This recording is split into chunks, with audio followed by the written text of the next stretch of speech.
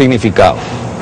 República, en primer lugar, se opondría a monarquía. Un régimen republicano no sería un régimen monárquico. Sin embargo, el republicanismo termina pactando con la monarquía, de modo que nosotros encontramos que el republicanismo acepta la monarquía siempre y cuando ésta se convierta en una monarquía constitucional, es decir, que se limite el poder de los reyes, y el primer ejemplo de eso es Inglaterra. Pero el republicanismo se opone a democracia, y esta oposición es más importante. Se opone a democracia porque considera que democracia es el ejercicio del poder directo por el pueblo, y el pueblo es considerado como una chusma ignorante, impreparada, emotiva, demasiado sensible, y que no estaría capacitada para ejercer el poder. El problema entonces para este republicanismo es encontrar una solución que no puede ser otra que legitimar el poder en el pueblo para evitar el derecho divino de los reyes, pero al mismo tiempo establecer que el pueblo que legitima el poder no lo ejerce directamente. El pueblo lo ejerce justamente delegándolo, y al delegarlo, ese republicanismo liberal, que se basa no en pequeñas repúblicas, sino en sociedades, en estados modernos, mucho más amplios, mucho más poblados, ese republicanismo se va a convertir entonces en un sistema de delegación de poder para que lo ejerza la minoría educada, la minoría culta, la minoría que tiene recursos, que no es otra que esa burguesía en ascenso que quiere limitar el poder de los reyes y, si es posible, en algunos casos excluir a la propia monarquía del poder.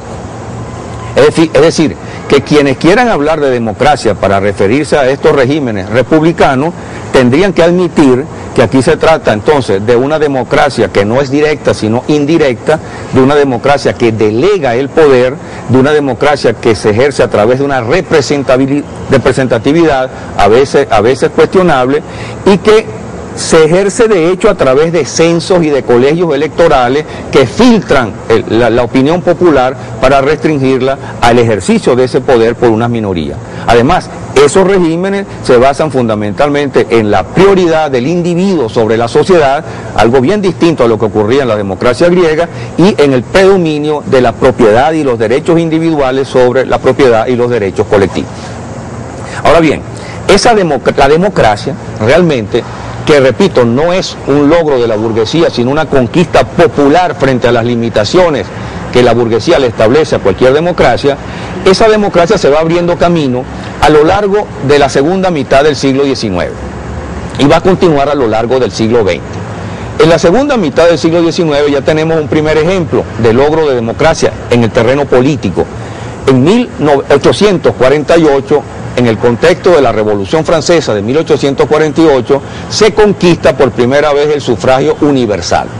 Esta conquista no es norteamericana, como muchos han dicho, poniéndola en los años 30, en los tiempos de Jackson, sino es francesa y corresponde a 1848. Claro, sufragio universal aquí significa sufragio de los hombres, las mujeres todavía están excluidas, pero es un paso importante en la participación en el poder. La Revolución Francesa, 1848, fracasa, termina Napoleón III cogiéndose el poder e imponiendo un gobierno autoritario hasta 1870. Luego viene la Comuna de París, que es otra extraordinaria experiencia democrática, en 1871, pero la Comuna de París termina en un baño de sangre, y es de la masacre de la Comuna de París que se va a implantar en Francia la llamada Tercera República, República burguesa. Cuando uno examina la Europa de fines del siglo XIX y comienzo del siglo XX, se encuentra con que esa Europa sigue siendo una Europa fundamentalmente monárquica, o en todo caso republicano-monárquica. Antes de 1914 en Europa solo hay dos repúblicas, que son Francia y Portugal. Todos los demás gobiernos son gobiernos monárquicos. Un autor, un famoso historiador alemán llamado Arno Mayer, escribió un libro que se llama La persistencia del antiguo régimen, en el cual trata de mostrar que las tareas de la Revolución Francesa solo se vinieron a dar después de 1914, después de la Primera Guerra Mundial. Tiene toda la razón en eso, pero incluso se queda corto, porque yo diría que verdaderamente las conquistas democráticas son más bien un fenómeno después de la Segunda Guerra Mundial y no después de la Primera. Después de la Primera hay logros importantes, sindicales, políticos, revolucionarios, y hay algunas transformaciones, pero las monarquías sobreviven en buena parte de los países europeos, y no solo eso, sino que la Primera Guerra Mundial de alguna forma produce la Revolución Rusa. La Revolución Rusa y la Revolución Rusa, la primera posibilidad del proletariado de llegar al poder y construir una sociedad alternativa y distinta, genera el terror de las burguesías europeas, que entonces van a terminar aceptando el fascismo y el nazismo. Y solo será después de la derrota del fascismo y el nazismo con la Segunda Guerra Mundial cuando se abra realmente paso la democracia, cuando los logros obtenidos antes se ratifiquen, cuando se obtengan nuevos logros, nuevas conquistas, el voto popular se amplía, desaparecen las monarquías,